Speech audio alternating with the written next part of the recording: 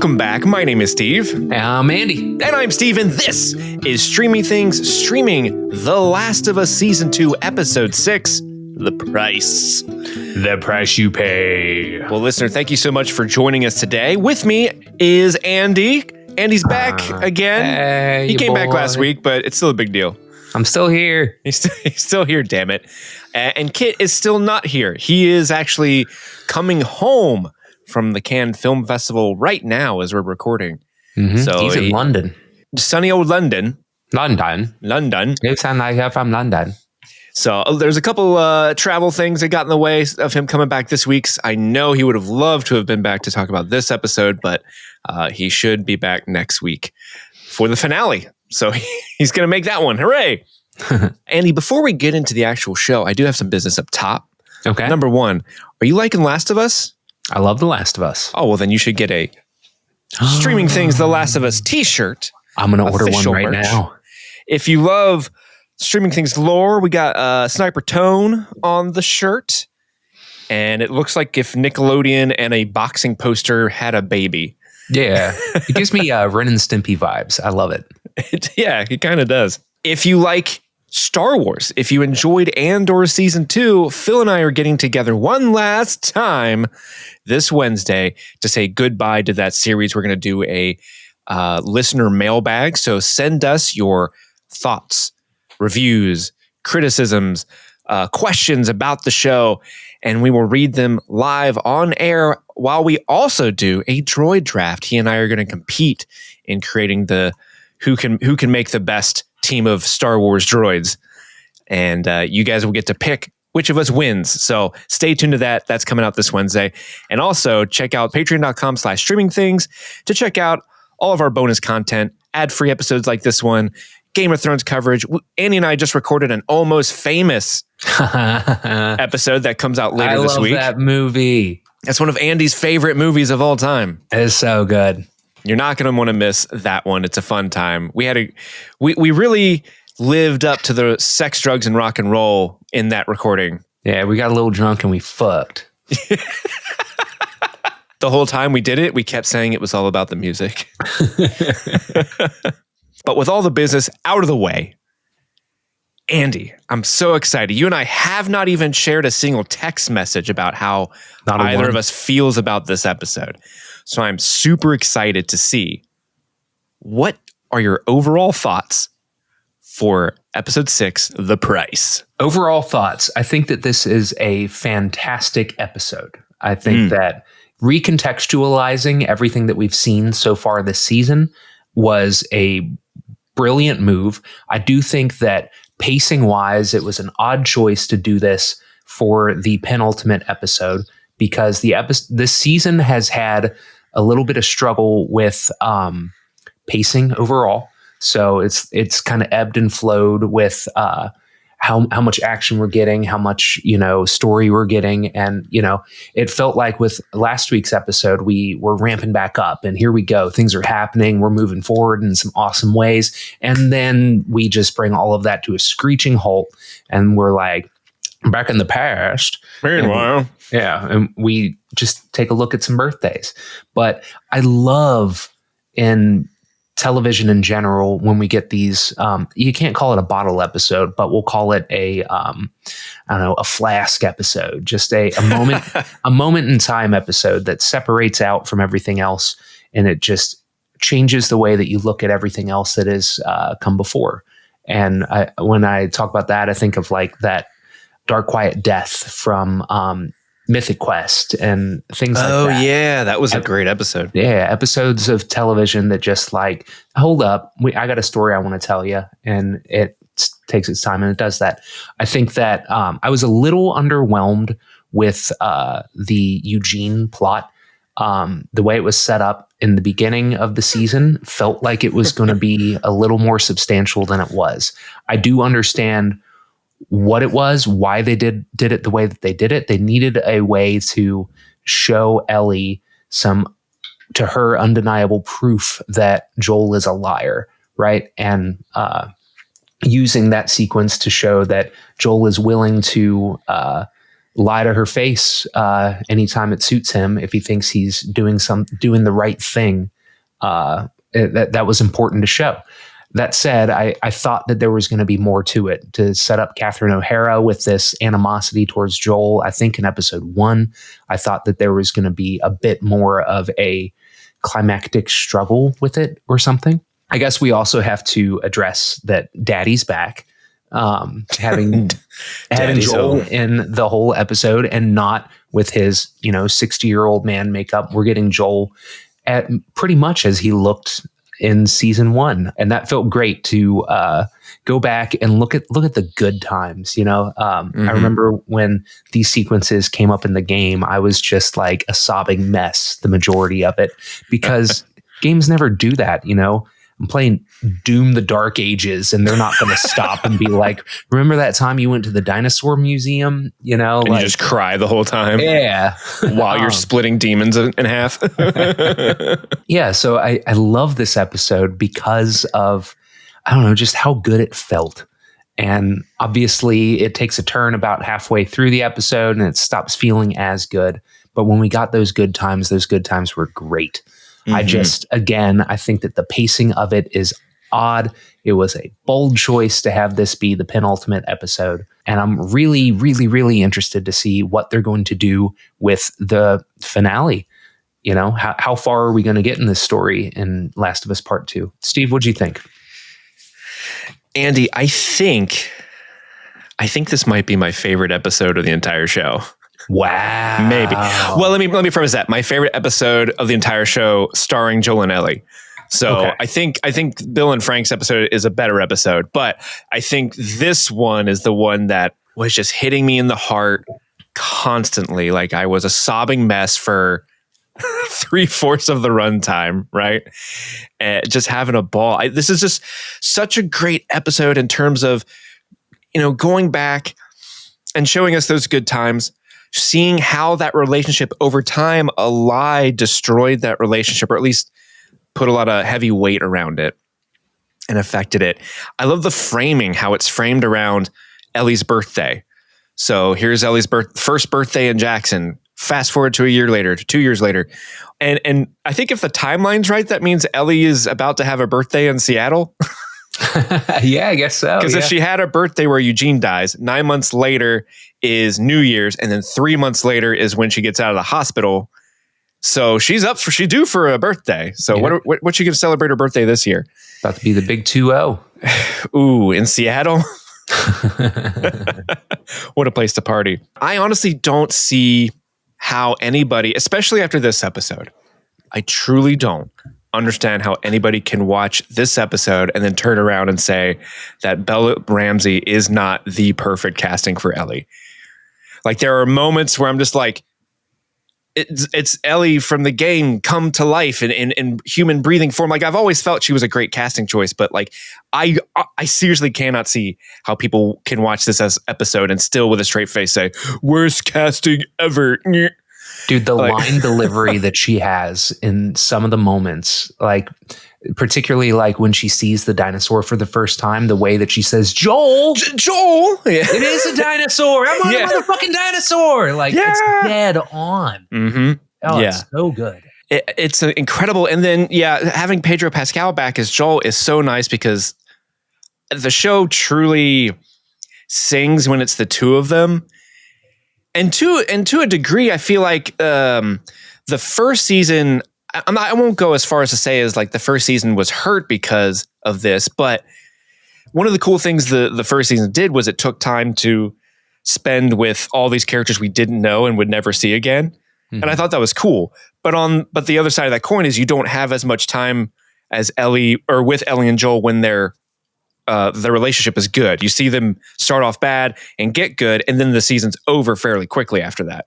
Mm-hmm. So you don't get a lot of time with them like being a family. And I love that this episode really takes the time to sit there and show you what the good times were like and how it degrades because of this lie. And it's subtle at first. Like the first little cracks in the armor is Ellie just looking at Firefly bugs buzzing around.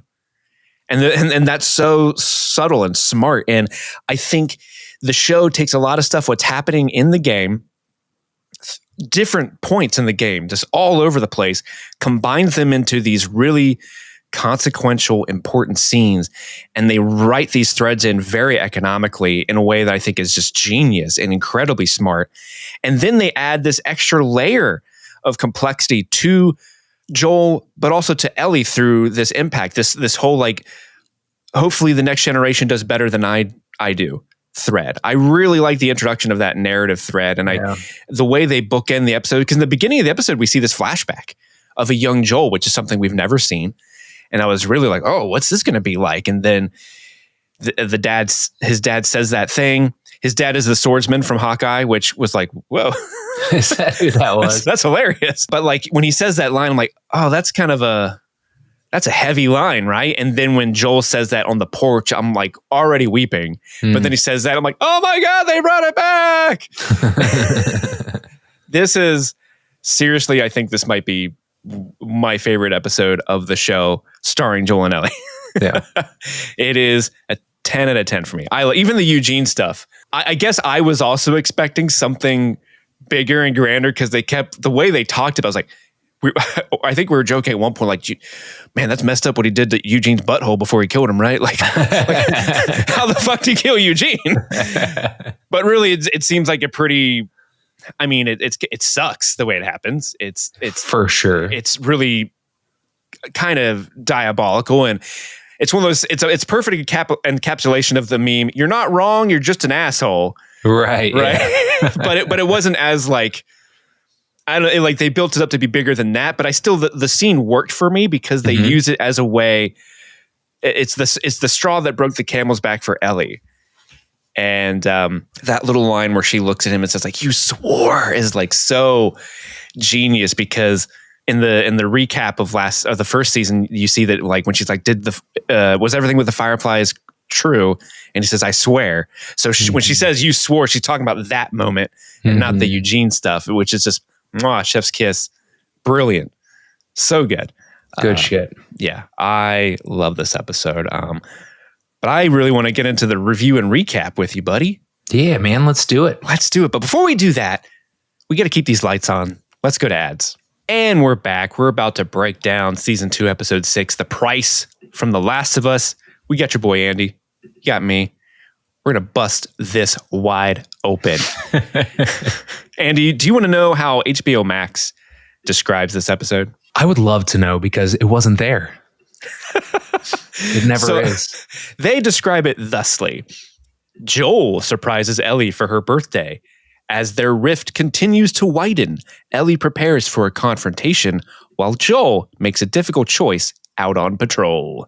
Love it. All true things that happened. Yes. Well, we start off, I kind of mentioned it earlier, but it's a flashback.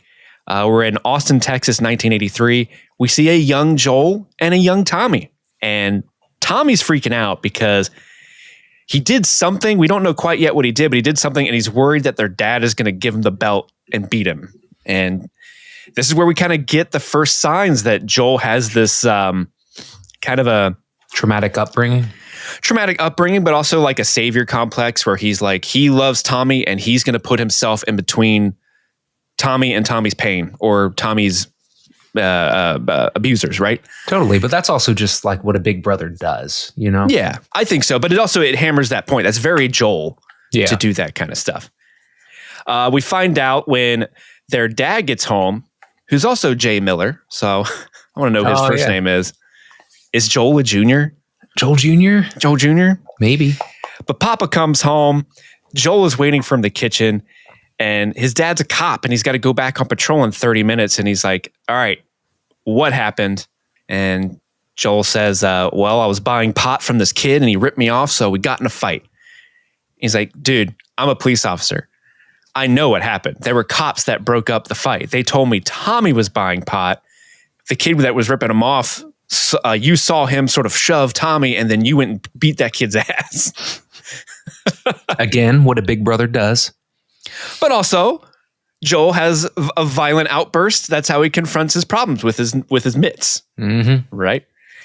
And Joel's basically like, you're not going to hit Tommy.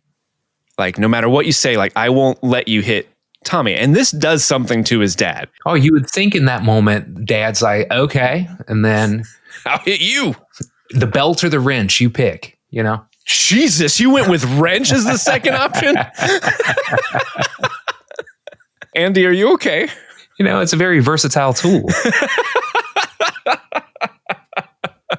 I picked belt, I guess. But yeah, this does something because, you expect if you see the kids like, oh, he's going to beat me, that he would immediately start hitting Joel or being very aggressive. But something about that line of being confronted with the fact that he hits his son, it kind of disarms his dad. His dad goes and gets a beer. He's going to have a beer with his son. He's going to be very open and honest with him. And he tells him the story about the first time he got caught stealing candy by his dad. And he was 10 years old. His dad made him go back to the store and apologize to the shop owner. And then when they got home, he didn't even get out of the car before his dad punched him in the jaw so hard, it broke his jaw, and his mouth had to be wired shut for 2 months. Jesus. And it was humiliating because everyone knew why. And it's like awful. It's just like, I was abused, and so I'm passing on that history of abuse. Maybe because that's all I know, right? That this character, not excusing what he's doing, but like it's this sort of like, we're showing you how generational trauma is passed on to people. Sure, but he's also looking at it through the lens of like, I'm doing better than he did. I've hit you, but I've never hit you like that. Right, because Joel's like, well, if you know what it's like to be hit, why do you keep hitting us? And he's like, I don't hit you like that. I'm just giving you love taps, baby.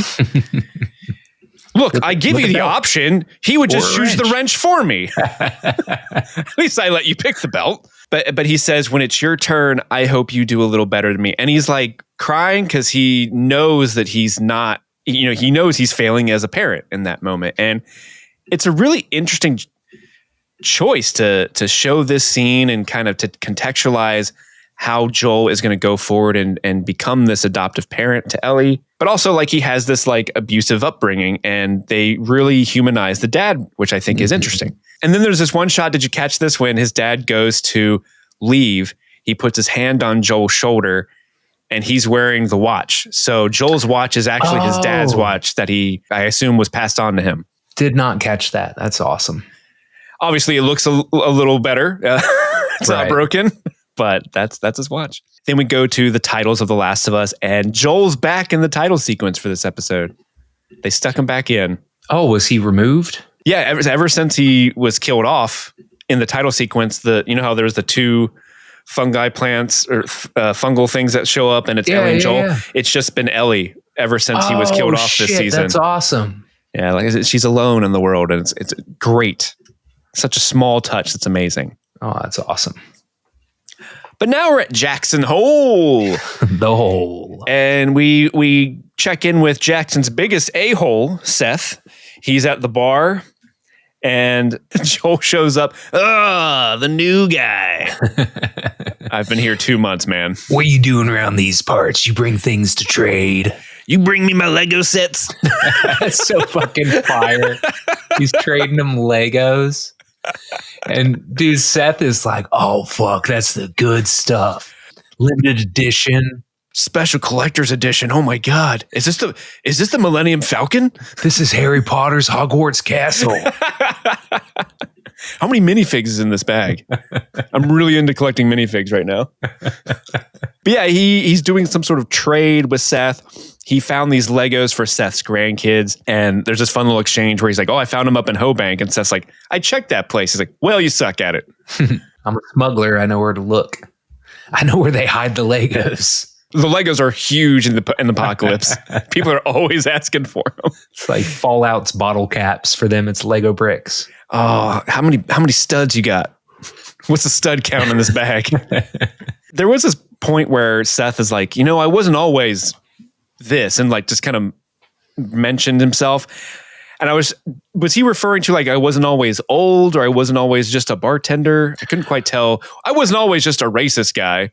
I think he was saying like a bartender, like he's a bartender and a baker, and like that seemingly is it, Okay, yeah, I assume that's what it was, but I didn't know if there was more to it than that. But He used to be a cop in the Milwaukee PD. And that you could tell like sort of like perks Joel's interest. Like, oh, my dad is a cop. Mm-hmm. I know what kind of guy you are. Do you hit your grandkids? Tell me now. Are you going to hit your grandkids with these Legos? Because that's fucked up, dude. Are you doing better than your father did? But Joel is trading for something. He needs it by tomorrow. And Seth's like, okay, what do you want? Chocolate or vanilla? Say vanilla because it's easier to do. And then he also asks for one more thing. But don't worry, Seth. You got a lot of them. And that's bones. We cut back to Joel. He's in his house. He makes sure Ellie's gone. He checks her room, makes sure she's not home. And he takes that bone he got from Seth and he starts going to work on it, right? He's sawing it down. He's making it all smooth. He's creating a bone saddle for the bridge of the guitar that he's building for Ellie. I'm so proud of you, Steve. For knowing what a bone saddle is? Knowing what the terms are. Let me be honest with you. I did not. Okay. He says bone saddle, and I didn't know what that was, so I looked it up. And I'm like, oh, it is that thing. They do focus in on the watch again, just to sort of show you, like, this was the dad's watch, and now Joel has it. And if you're an idiot like me, you didn't catch it. I'm like, oh, that's what time it is. Okay. I don't think you're dumb for not catching it. It's pretty quick if you're not, especially if you're writing notes, you know? Time to jam. I get it. The little hand says it's time to rock and roll. He takes is it called a Dremel? Is that what that tool is? Oh God, I don't know, but I know that it's very versatile. He was geeking out about it in a later scene, but he used the Dremel to engrave a moth onto the neck of the guitar, and he restrings it for Dremel. Thank you. With an M. This is all broken up by Tommy arriving in haste. Ellie has been injured. Oh my gosh. And she's on painkillers and she's a little loopy. And she burned her arm on a pot at the work in KP, which is a kitchen. It's like kitchen duty. And all it was I guess there's like a big hot pot. And she was just looking at it and said, here we go. Just pressed her arm against it. She's burning away the bite mark on her arm. Yeah, just really wanted to wear short sleeves again. Yeah, that's so cute. I love how she said that to Dina. What was that, last episode? Mm-hmm. And I just kind of assumed that was just a funny quip. Yeah. But no, it literally was just like, I want to wear short sleeves again. I'll burn myself. As somebody that cannot stand long sleeves, I even rolled them up for my wedding. I 100% feel where she's coming from. Like Joel said, I get it. I get it. Especially in the summertime. Oh, yeah. Lord. She can't be wearing AC. hoodies all the time. The hole ain't got no AC. The hole ain't got no AC. Oh, it definitely doesn't. Joe's like, who let this happen? And Tommy's like, who let it happen? Who saw this coming, my guy? Who's just going to go on a pot? But the doctor's going to come by and give her another shot. And she says, I really wanted to have short sleeves again. She wakes up the next day. It's her birthday. And Joel's so mad because Seth can't spell. Because on the cake, Seth has written happy 15th birthday, Eli. Which, can I tell you, Andy? So Eric and I have been together for a couple years, and she always buys birthday cakes for the boys on their birthday. And dude, it is a fucking struggle to get these bakeries to spell shit properly. It's a fucking, every year, like the cake comes and we're like, what is this? Every time. It's like comical at this point. I watched it with Sarah and she said, wait, who's Eli? Why are we celebrating Eli's birthday? Are they cool? But Ellie shows up. And he says, like, I hope Seth bakes better than he spells. And he turns around and Ellie's just like already fist deep into this cake. I love the face she's making. Just this happy little gremlin. It's really good. I was dying the way they filmed that pan back to her. Like, So he's like, okay, close your eyes. I'm going to get you your birthday present. And he walks in the back and he has the guitar. Some people call this a guitar. And he starts talking about the Dremel. It's very versatile. Could be a saw, depending on the tip. It's a really versatile tool. The funny thing is everyone I know who has one of those things has given me that speech. Oh, yeah? Yeah, it's like I don't know what it is about that tool, but like Well, because it's awesome. Like it definitely is a dope tool. But everyone I know who actually owns one has actually told me some variation of that speech. I'm about to buy one. Oh man, I can't wait till I come over to your place. You're like, it's a real versatile tool, like depending on the head you put on it. But he told her he would give her guitar lessons, but she wants to hear him play. It's my fucking birthday, man. Let's see what you got. Here's Wonderwall. Today is going to be the day that they're going to throw it back to you. What if Joel's like really into like early 2000s emo punk, post-punk rock or something like that? When I was a young boy, my father. So long Astoria, found him out to bury treasure. Is that the Ataris? Holy shit, Joel.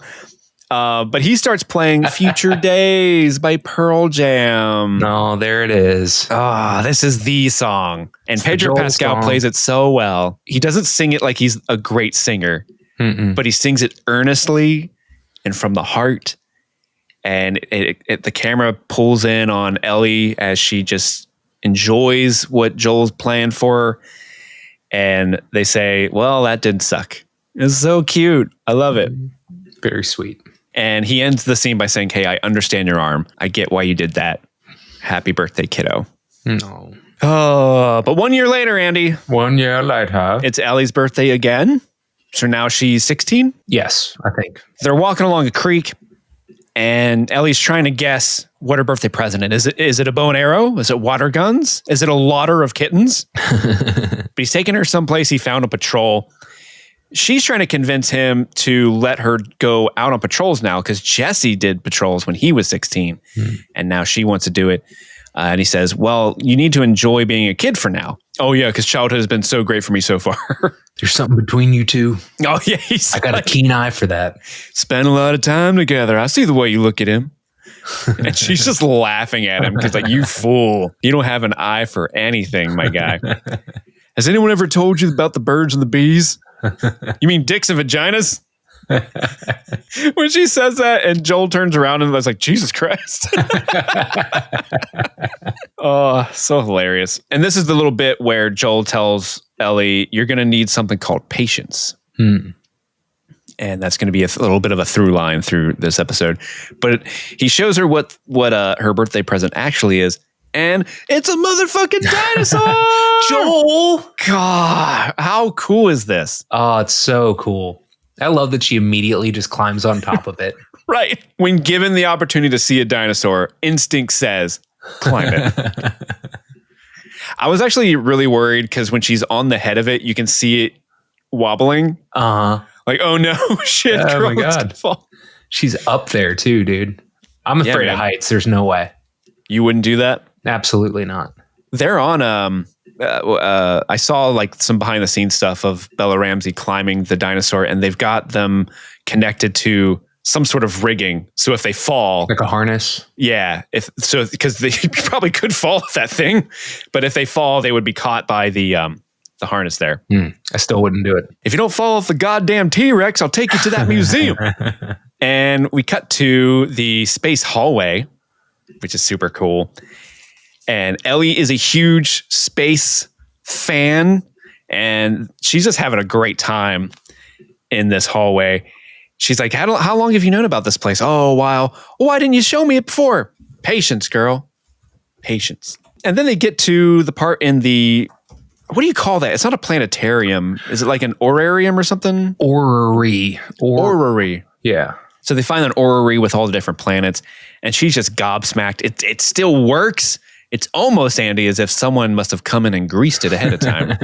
That's so fire. He went in and fixed the thingy so she could play with it. Yeah. That's so sweet. I like to think that Joel went in, did that. He also trimmed the vines around the Apollo capsule so they could open the door cleanly. Totally. Like, just a real one. And he says, hey, do you want to go to space? And there it is. It's the Apollo 15 capsule. This one went up there and back in 1971. But if you're going to go to space, you need a helmet. So go pick one. And he gives her a rock, which is so fucking funny. So she looks at all the different space suits and their helmets, and she picks one. I think she picks the Apollo 1 outfit. Oh, does she? I think that's the Apollo 1 set. And it was a Gemini spacesuit. I made note of that, but I don't know who wore that or when. Let's verify. Well, Apollo 1, those people are the ones that died in the cabin fire, right? Yeah, that's why I thought it was like a callback to them. Oh, here, Gemini spacesuit was chosen by NASA for the initial Apollo block. Okay. Yeah, astronauts Grissom White and Chaffee were wearing these suits on Apollo 1.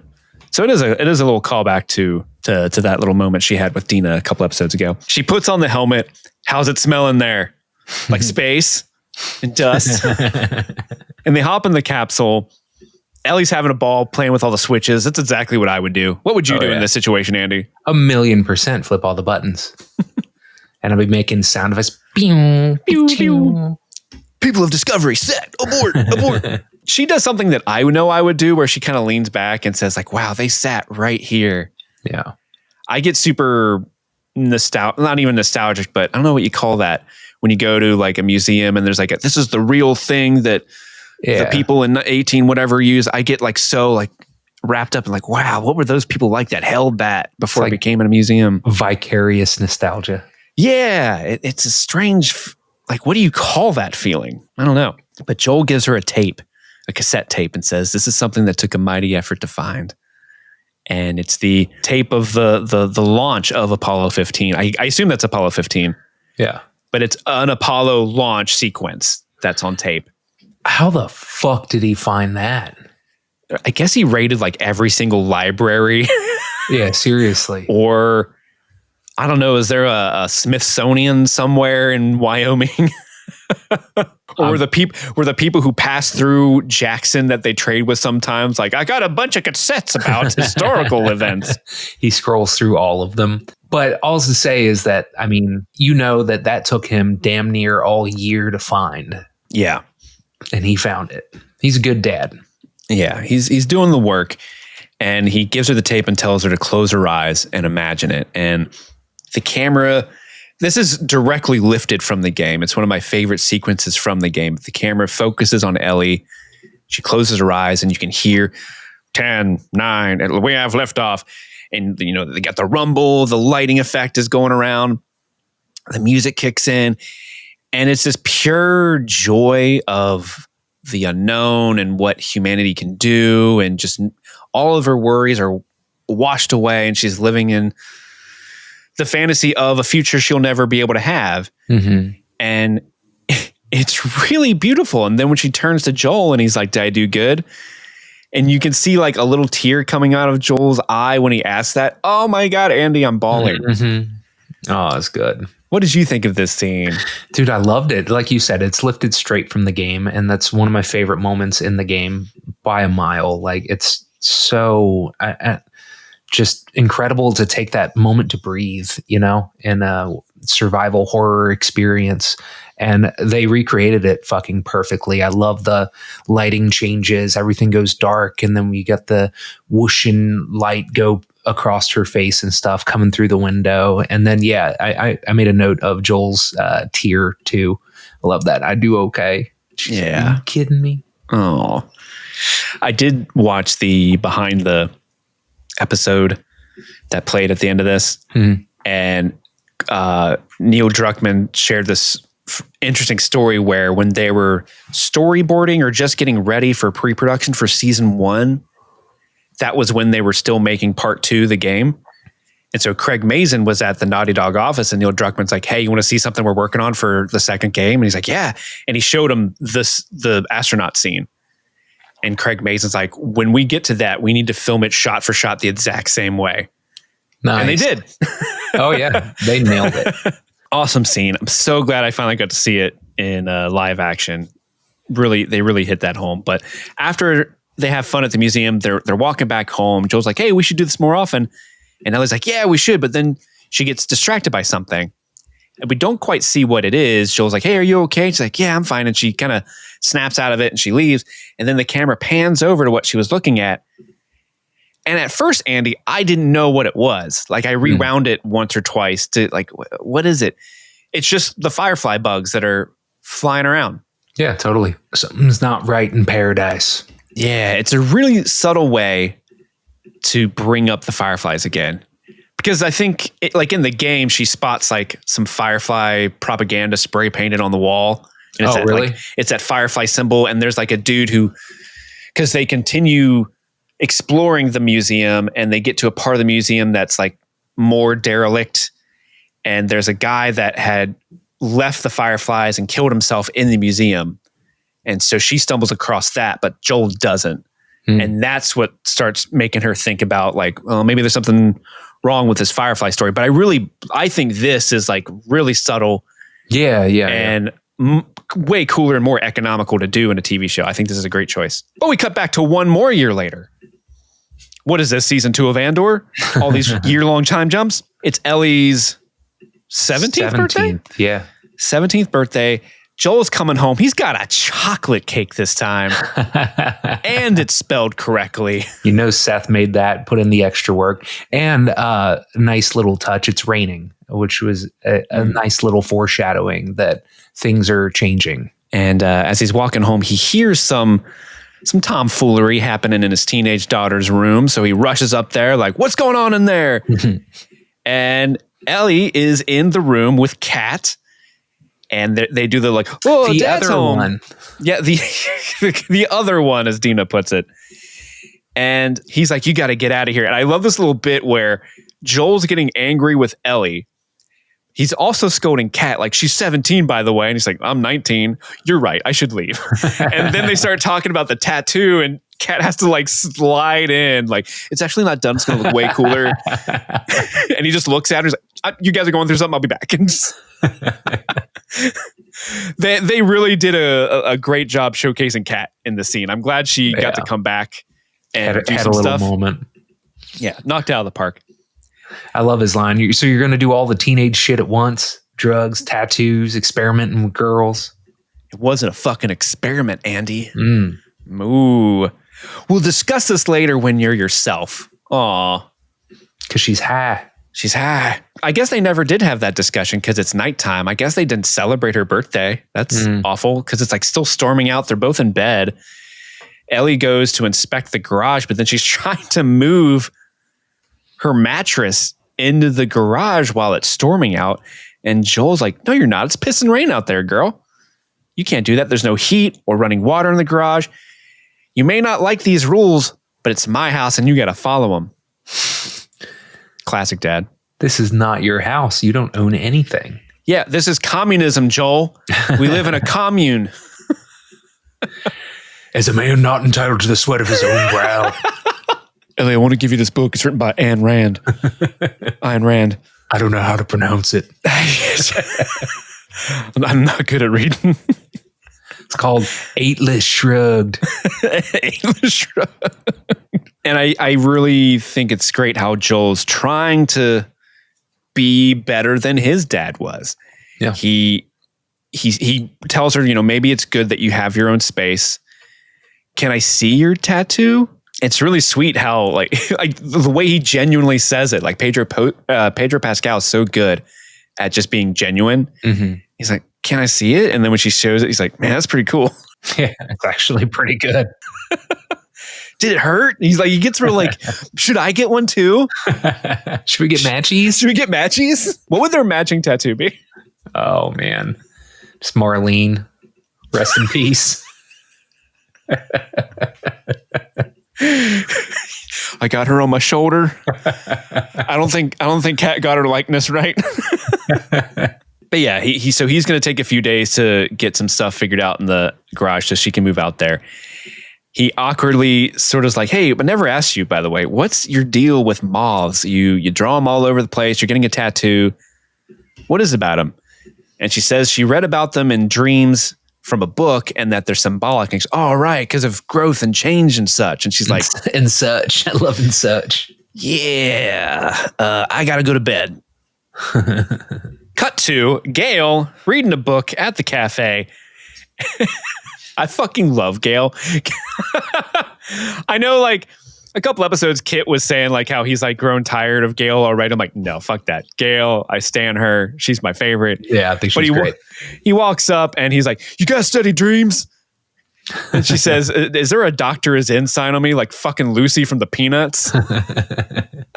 Yeah, but what does a moth mean?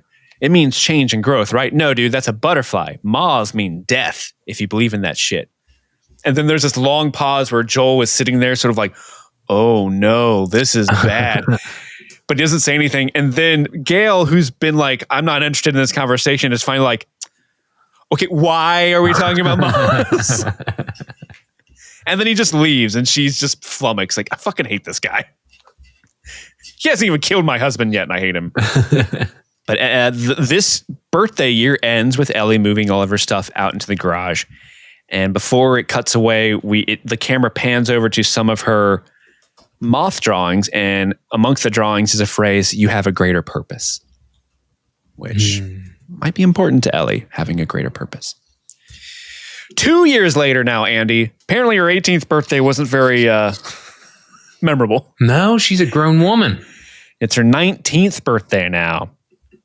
Ellie is in the garage and she's psyching herself up to ask Joel questions about what happened in Salt Lake City with Firefly. She's found some questions that poke holes in the lie that he told her.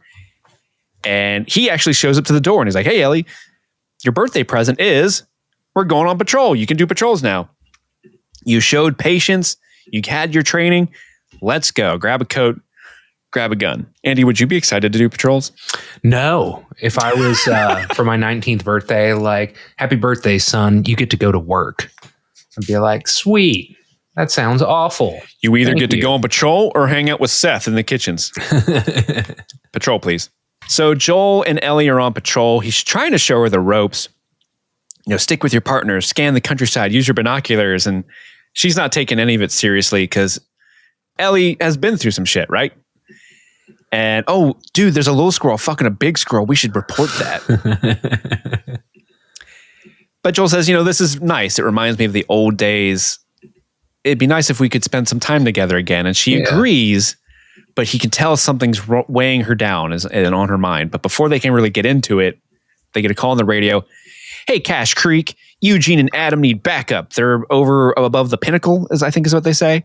I'm not sure. They're the closest ones to go give them help. So Joel initially is like, "Ellie, go back home." And she's like, "No, I'm your partner. We stick together." So they ride off. I just want to call out real quick that I love that they skipped the 18th birthday. I know that you mentioned it, but just the idea that like the relationship has deteriorated so much at this point that there was nothing, no celebration of note that happened then because the relationship's fallen apart. And so this is as good as it gets for them now. It's a pretty genius way to do it. Actually, I didn't think of that. You're absolutely right. God, this episode's good. It's good. This episode's so fucking good, Andy. And then they're searching for Eugene and they come to a cliff and he's like, "Guess we'll have to hike down it." Yeah, no. It's the only thing I can think of. And then they start like scaling down it. I'm like, what the fuck are we doing? No. That's so scary. Absolutely not. But they get to the bottom. They hear some screams in the distance. "I'm your back, you're mine." Did you call out the line she said, "I'm not your fucking kid, I'm your partner"? I did not. That's I think that was also really important to show the deterioration of the relationship where she's like, I'm not your daughter. And he's reminded of that periodically, even though she's a surrogate. Mm-hmm. Good call out. Good point. As they're walking around, there's a horse that runs by dragging a dead person. I assume that went Adam. There's Adam. Yeah, he's not doing so hot. Well, hopefully the horse takes him home. All right, let's go check on Eugene, I guess. But there's some dead infected on the ground we see. And that's when they come across Eugene. Genie. Joe Pantoliano. Oh my God. Did you expect Joe Pantoliano to show up in the show? Is bliss. Cypher himself. I'm not actually eating this steak. Is that why they had all the Matrix posters in Ellie's room earlier this season? Because they were telling us that someone from the Matrix is going to be in this movie. I remember reading the casting that he was in there and that he was going to be Eugene. So I was waiting for him to show up. I didn't even know that. Really? Yeah. So when he showed up, I'm like, oh no shit. Joe Pantoliano, Eugene. But he's been bitten. They ask him if he's clean. He's like, well, no. But he wants to go back home to Jackson Hole so he can say goodbye to Gale before he dies. And he says he's got about an hour. But Joel's like, no, we're not doing that. And Eugene tries to pull a gun on him, like, no, we're going back. But he's empty. And I love how when Joel calls him out, like, you're empty, just his face like, God damn it. Shit. Eugene, you did it again. This is why you don't go on patrols high. Got to go back. I got things I got to tell her. Mm-hmm. Ellie pulls out the whole. I guess if you're not shaky, then you're okay. Yeah, this is the test that the Fireflies and Marlene were giving her in the first season when they had captured her in the very first episode and they were just making sure she was never going to turn. Someone would come in like every hour and have her hold out her hand and count. And so I forgot about that. Ellie knows that trick and she's like, hey, count. And he counts perfectly fine. He's not shaky. And she's like, well, he's got time. We can take him to Gale. As somebody with a coffee addiction and generalized anxiety disorder, I am perpetually shaky. And you're like, I'm seriously fine. I'm okay, guys. Nobody bit me. Only the caffeine bug bit me. And so Joel's like, we can take him to see his fucking wife. Please, Joel. And he tells her to go get the horses. We're going to start walking there. We'll meet you along the way. And she looks back at him because she doesn't trust him. And he looks right at her and says, I promise. And so he and Eugene start walking away. And Eugene's like, wow, cordyceps makes you cold. Didn't expect that. Like he's just commenting on the hell that he's in. And there's this moment where they're at like a fork in the road. He's like, which way, left or right? And as soon as Joel says, head right. Oh no, Joel, you're going to... I thought he was going to take him to like, this is the ditch that we dump bodies in. But he's taking him to the lake. It's a beautiful vista. Joel's thoughts is at least he'll die somewhere pretty. Mm-hmm. And Joel's like, hey, I'll pass on your last words for her. And he's like, my last words don't matter. I need her last words. For me, I'm dying. I'm terrified. I don't need a view. I need Gale. I need to see her face. Let that be the last thing I see. And it's really sad. But Joel's like, well, if you love someone, you can always see their face. You must not really love her. And then we focus on Eugene. Like the camera's real close to his face and you can see him like really trying to bring forth his imagination. Like, what does my wife look like? But the memory shows up. And he's like, I can see her. And this small touch where it cuts to the wide and we don't hear the gunshot. Oh, I love this. But you see the birds fly away. Just it's awesome. Great filmmaking. Great stuff. And then you see like the stillness in the lake.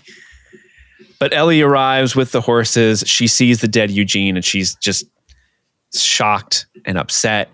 And he says that he's sorry. And as they're riding back, they've got Eugene on a sled being dragged by the horses with a gunshot wound to the head, bleeding out through the sack that they've wrapped him in. Very reminiscent of when they drug Joel back, because he also had a little bloody head being dragged in a sack. And he tells Ellie, like you do. He tells Ellie, I'm going to radio ahead, let them know what happened, and then I'll tell Gale what she needs to know and nothing more. That's the right thing to do. And he keeps telling Ellie he didn't have a choice, but Ellie's not talking to him. Yeah, she's like shell-shocked, crying and stuff during the ride. It's really good acting. Yeah. So Tommy brings Gale to Ellie and Joel, who have Eugene's body. And Joel's body language is so on point for the scene because the way he's just kind of standing there makes it like he's like, well, I'm here to sell you one dead husband. Like he doesn't look like someone who's going to console you. I really like how they have him standing because it doesn't look like someone who really is upset at what he had to do. Yeah, he looks really unnatural. Mm-hmm. And Gale's upset, obviously, and he tells her he was bit. He wanted you to know that he loved you and wished he could say goodbye in person. He didn't want to put you in danger. He wasn't scared. He was brave, and he ended it himself. He put a giant rifle behind the back of his head and shot through his front. He did it himself. But this is the straw that breaks the camel's back for Ellie. She can't handle it. She says, that's not what happened. He begged to see you. He had the time. Joel promised us both, and he shot him in the head. Jesus, fuck. I like the other one better. Gail's like, in my headcanon, I'm going to choose to believe Joel's story. Right. He was terrified. He shit himself. He was so scared. He smelled. It's terrible. Oh, and God, it's awful. Gail slaps Joel, tells him to get away from her. And then Ellie looks at him just with pure rage and hurt and anger, just says, you swore. 9 months later. It's the New Year's Eve party that we've already seen. Now we're kind of seeing it from Joel's perspective. So Dina's dancing with everybody, starts dancing with Joel, with Ellie, and Joel sees it all happen. But he's there with Tommy and Maria, and Tommy takes his boy to bed. Uncle Grumpy. Say goodnight to Uncle Grumpy. And then they do the biggest like dad joke ever, which is see you next year. Yeah, I love it. See you next year. Which is sad because I don't think Tommy sees his brother again. Oh, he doesn't. You're right. Yeah, which is a real bummer. They actually don't see each other in the next year. Because I assume when Tommy comes back, Joel's already gone because of what happens. Mm-hmm. And then he goes out on patrol first thing the next morning with Dina. You're right. Bummer. Oh. And Maria asks if Joel's okay. She says that she's grateful that he's there. He means a lot to them. Uncle Grumpy is family, Andy, and family helps each other out if you need it. And I think this is what inspires Joel to stand up in that moment and just absolutely body Seth because like, that's my family. They need my help. Maria said so. So yeah, he bodies Seth, and then Ellie yells at Joel again, I don't need your fucking help. You know, we saw that a couple episodes ago. Now we're back on the porch. This is the scene that happened in the first, was it the first episode? I think so. This is the same exact scene. Joel's on the porch with Ellie's guitar. I didn't clock that it was her guitar at first. And we see her come home. They kind of stare at each other and she walks past him. And that's how the scene ends in the first episode. But we see now that she comes back and starts talking to him and asks him about his coffee. No. He's embarrassed about what he traded to get it. And she's like, hey, I had Seth under control. Stop interfering with my trail work. There are going to be boundaries with our relationship. He starts asking her about Dina. Is Dina your girlfriend now? And I love even in this moment, Ellie is embarrassed teenager, like, I didn't mean anything. And then she does that thing where she looks over and says like, God, I'm so stupid. Like she's done that a couple times in relation to Dina.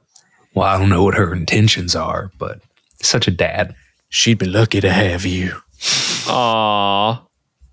Thanks, Dad. No. To which she responds, you're such an asshole. You lied to me. It was the same look. I knew already that you were lying to me, so I'm going to give you one last chance. Tell me what happened with the Fireflies, and if you lie again, we're done. And she proceeds to ask him several questions. Oh, this scene, dude, is so intense. It's so well done. She keeps asking him, like, were there other immune people? Were there raiders? Did they have a cure? Did you have to kill everyone? And he can't even say anything. He can't even vocalize it. And he's crying the whole time. Fuck, it's good, man. Finally, he says, making a cure would have killed you. And this is where we get to truly see why she's so angry about this. She says, then I was supposed to die. That was my purpose. My life would have mattered. And you took that away from me. And from everyone else. I'm going to start crying. I'm like weeping in this scene. Were you weeping? Oh, yeah. Big time. Just a wet mess. Both times I watched it, because I watched it twice. Both times I'm like, she's going to turn away from him. No. And he said, and this is to her point, like she's like, you did this because you're selfish. And he said, he'll pay the price because you're going to turn away from me. And again, that kind of speaks to how you can interpret his acts as selfish, because I think there is a little bit of selfishness in what he did. Oh, yeah. But it's like it's a completely understandable, you're protecting your kid. Totally. It's an impossible situation, and it's a tragedy that you even have to make a choice in that situation, right? But he says, if I had a second chance at that moment, I'd do it all over again. Because you're selfish? No, because I love you. In a way oh my God, I'm going to get weepy now. Oh, Pedro Pascal's so amazing. He says, in a way you can't understand, maybe you never will, but if that day comes, should you ever have one of your own, I hope you do a little better than me. Boom. Full circle. Look at that. Oh, God, the writing. Will the circle be unbroken? By and by. Oh, by and by. She says, I don't think I can forgive you for this, but I would like to try. Oh, and that's how they end things. Like, theoretically, that's the last thing they ever said to each other before the next day. And she sees him beaten on the ground by Ellie or Abby, and Abby kills him. It's this like loss. And it goes back to the Future Days song, which is a song about like, we're going to have all this time together, our future days. They never have that. They have this reconciling, and they're going to build towards rebuilding their relationship, but that's tragically taken away from them. They had the time they had, and they don't have any more. And now we're in the present day. Ellie is walking alone in stormy Seattle right after she beat the shit out of Nora. Somehow she got out of that hospital. We don't know how, but yeah, we don't know how.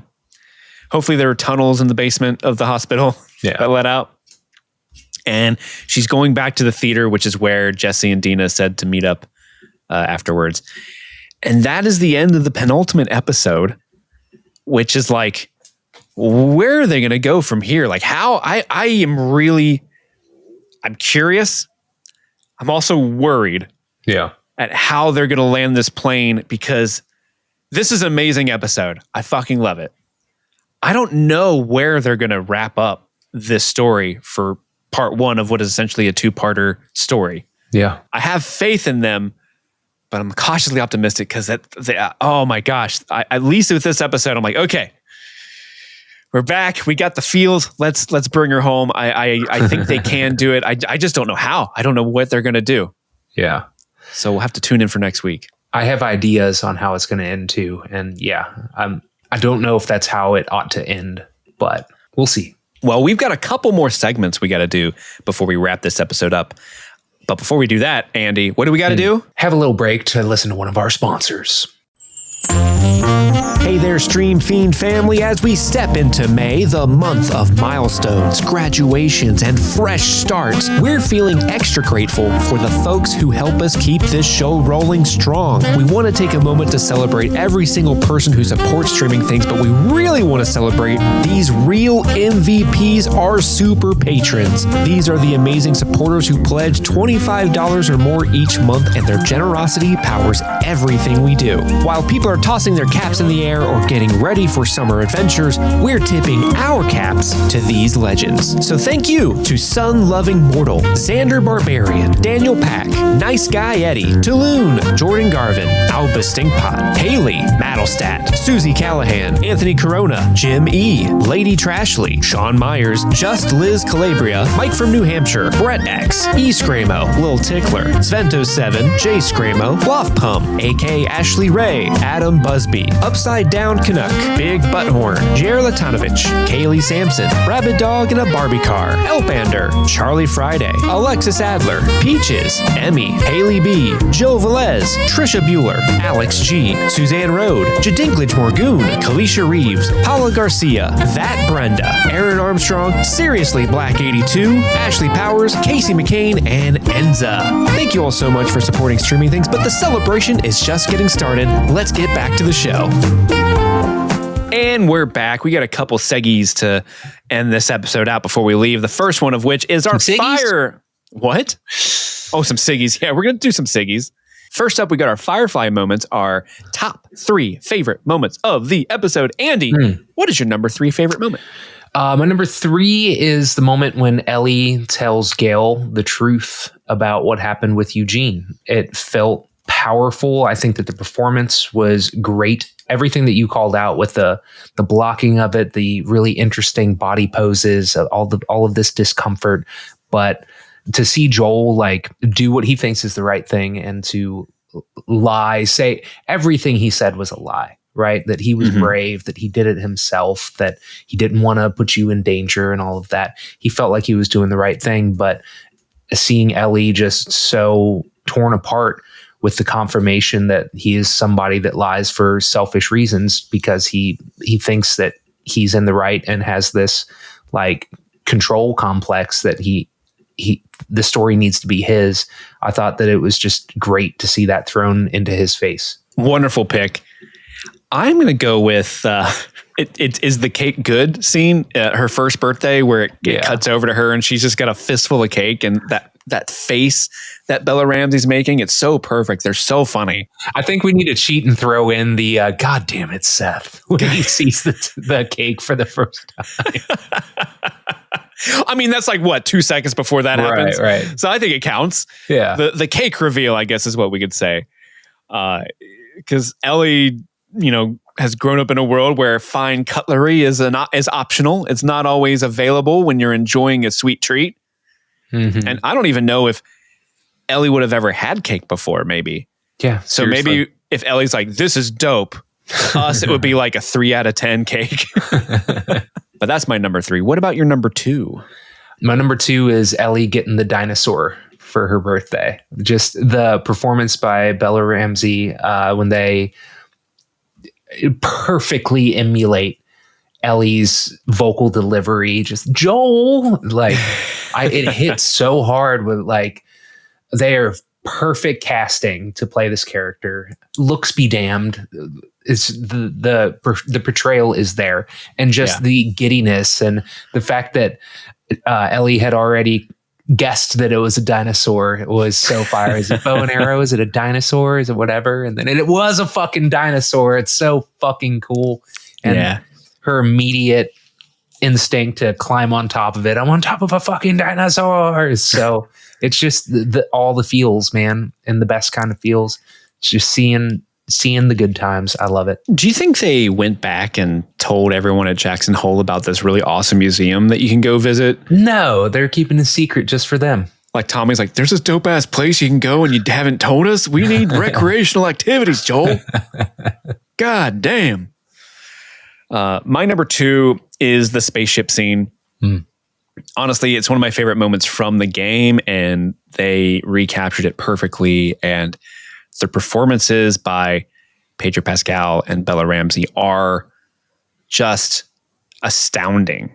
I think they step into these roles that people hold to such high regard, and both of them knock it out of the park. Mm-hmm. And they leave, specifically Pedro Pascal, leaves his own slight twist on the character, because I think Pedro Pascal's Joel is a lot warmer and not as gruff, and I don't know, there's something more dangerous about game Joel. Like he's not as the edges are worn off with Pedro, but in a way that I think is effective for the story they're telling. Because in the game, we don't get to see, I mean, we see them travel together a lot, but we don't see as many of these flashbacks that really flesh out their story outside of we're on a mission to do a thing. We're just living life in Jackson Hole. It's never not funny. It's never not funny. But this spaceship scene, it makes me cry every time. I'm a big space nerd, and I really empathize with Ellie in that moment, just sitting there, closing their eyes, envisioning everything. It's just magical. And it's this beautiful moment between a father and daughter. And he's obviously gone through great lengths to find this stuff and make this day for her. And it's so cool. But there's this sadness to it, because is he doing this for her, or is it more for him? Is it the other sadness part is like, this is something that she likely has no possible way of reaching. Like she can't go to space. She can't pursue that hobby in the world they live in, because it's the apocalypse and we're not sending people to the moon. Right. We can barely send them to the museum to learn about the moon. And, there's a lot going on in that scene if you really sit and think about it, but they do a great job of capturing the magic and wonder. And I love when movies and TV shows do that, when they sit in that, wow, isn't it cool that we did this, that this is possible, that humanity can do this. I don't know. I can wax poetically about the scene forever. Yeah. It's beautiful. What's your favorite moment, Andy? I think we're going to have samesies on this, but it's the big confrontation when Ellie confronts Joel about the fireflies and on the porch. Yeah.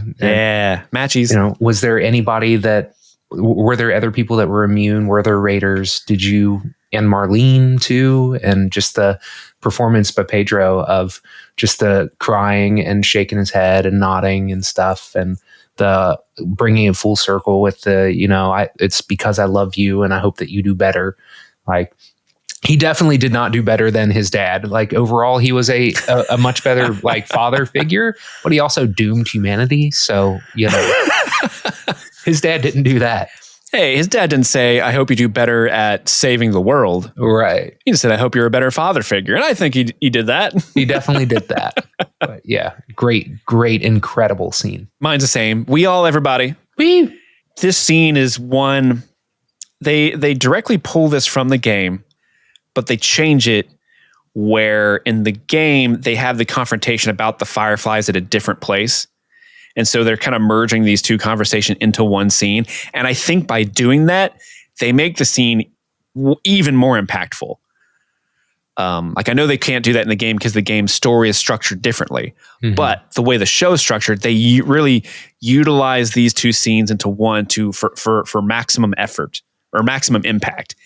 And it shows because like the whole time you're just an emotional wreck. Like, even when the scene starts, as soon as Ellie comes back, you're kind of like, ooh, what are they going to talk about? I feel like I'm going to cry. Whatever they say, I feel like I'm going to cry.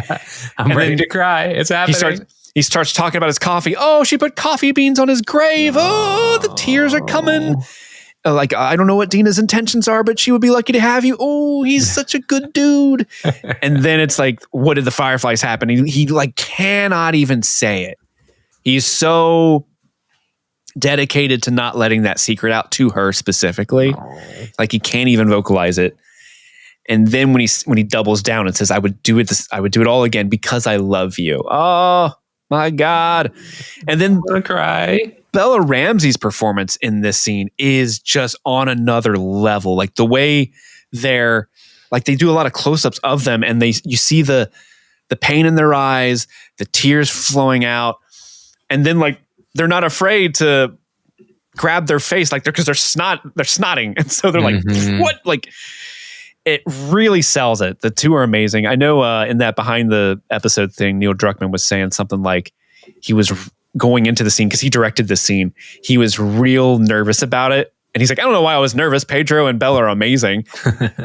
But like, this was the scene that he was the most nervous about filming. And he was like, everyone was crying on set while they were performing and they knocked it out of the park, and I couldn't be more happy with it. So, and he should be. Everyone involved with this scene did great work. I think it might be the best scene in the show. Definitely the best scene in the series or season so far. Yeah. Excellent choices, Andy. Let's move on to our next segment, bullets and pills, baby. Pills, baby. What you got for me, Andy? Tiny little ones. I know we called out the knife stabbed into her table, I think in the first episode, but we got it again. Apparently that's just where she keeps the thing. And I think that the lighting in the curtain matched that sequence, or matched that what do you call it, title screen even better in this scene. So I wanted to call it out a second time. I clocked that she had a cassette tape of Aha on her table. So when she played Take On Me, she had been listening to that and came up with her own little adaptation, which was awesome. Mm-hmm. And then the last one that I'll call out is the novel that Gail was reading, was Earth Abides by George R. Stewart, which I've never read. I don't know anything about it, but it is a pulp novel from the 40s about a post-apocalyptic society after humanity is ravaged by a deadly disease, which is pretty on the nose. Mm-hmm. I read the synopsis for it, and the story follows like this guy who, the society's broken and they're trying to rebuild, but like all the younger people that are being born don't have any interest in the old ways. And so it's just a guy sort of coming to grips with the fact that civilization as they knew it is never going to come back. It's like I Am Legend. Yeah. But good call out. I was going to call that one out too. Totally. What do you have any more? Nope. That's it. Well, obviously the future days, that's a really big, important thing. Literally The future days scene, the dinosaur scene, the spaceship scene, the porch scene, a lot of that is just like very faithful to the game. There are minor changes here and there, but overall incredibly faithful. The dinosaur sequence in the game is actually longer. You go into the museum, they go through like the wing of the museum that has like all the dinosaur skeletons and stuff. And it's this really beautiful moment where you're walking around and Joel's like, I saw this movie back in the day where they had a park and you could go visit dinosaurs, and they had he's referencing Jurassic Park. That's fire. I don't remember that. And there's a skeleton of the Deinonychus.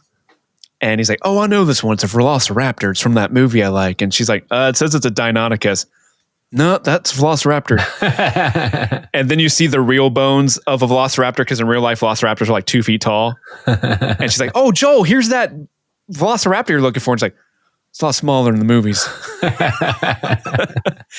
But there's this moment where in the gift shop, Ellie finds a fedora hat, and you can walk to all the skeleton of the dinosaurs and put the hat on the dinosaur, and they comment on them, and you can do that for a while. And that hat appears in the background of in Ellie's room. It's on her dresser. Oh, really? There's a fedora hat in there.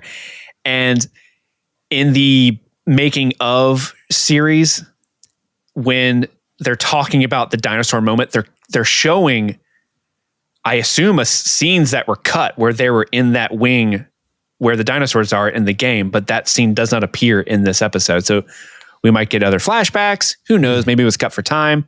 I don't know. But maybe there's more dinosaurs on the horizon. I don't know. There's all the posters. We've already mentioned them before, the like band posters that are in Ellie's room. There was one more that I never caught before, but there's a Weezer poster back there. Mm-hmm. I also clocked a Linkin Park, which I hadn't noticed before. Oh, I didn't see the Linkin Park. Might have called that out. Linkin Park? Yeah, I know, right? And pre 2003. Well, I guess they were before 2003. I think they started in the late 90s.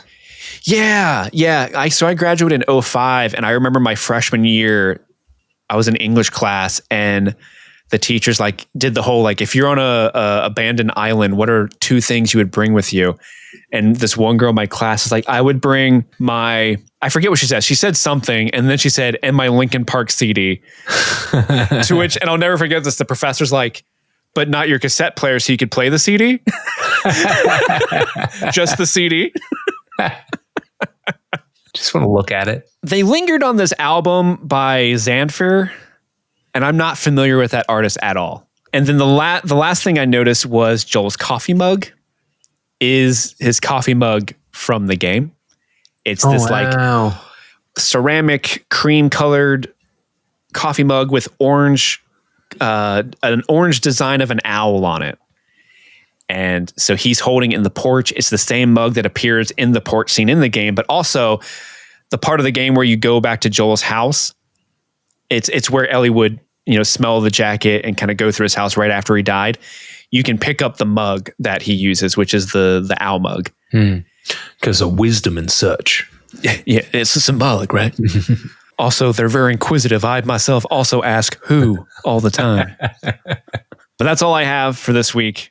Let's move on to our Outbreak performance, our favorite performance of the episode. Andy, who do you have? Man, it's very much a tie, but yeah. I'm going to call out Pedro Pascal. I think Daddy. that Daddy's performance there at the end on the porch was just unbelievable. And I think that Bella Ramsey was also unbelievable in this episode. Just incredible, both of them. And the only reason that I'm calling out Pedro over Bella is because presumably we're not going to be seeing much of them in the future. So this is maybe my last shot. So shout out Pedro. You're shooting your shot. Yep. Excellent choice. You're absolutely correct. This episode is very much a tie between those two actors because both of them are doing phenomenal work. I'm going to give mine to Bella Ramsey because Bella Ramsey's amazing. And in this episode, they have the biggest swings, I think, in terms of what they're supposed to be portraying. You start off in the beginning, they're younger, high on painkillers, a little loopy, and then they're still young, having just a ball at a museum and being a kid. And then later on there, you swore just the anger and vengeance in their heart. And, you know, in this episode, I mentioned earlier, like this episode, I don't know how anybody can watch it and then turn around in a straight face and say Bella Ramsey is a terrible Ellie. Because between the two of them, I love both of them, but I'm also like, I love Pedro Pascal every time he's on screen. This episode, Bella Ramsey was Ellie.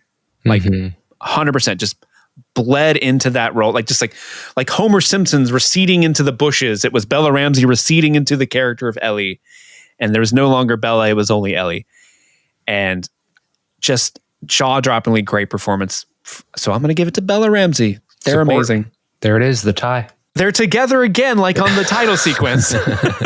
That's such a good call out. I never clocked that. Well, listener, thank you so much for listening to the show. Before we leave, I want to remind you, Streaming Things The Last of Us merch on sale. Go get yours now. We got Sniper Tone there. He's a real one.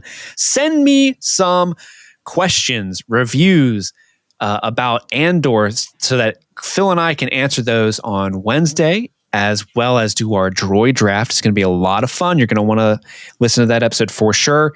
Also, check out Andy and I's episode on Almost Famous coming out later this week on patreon.com/streamingthings.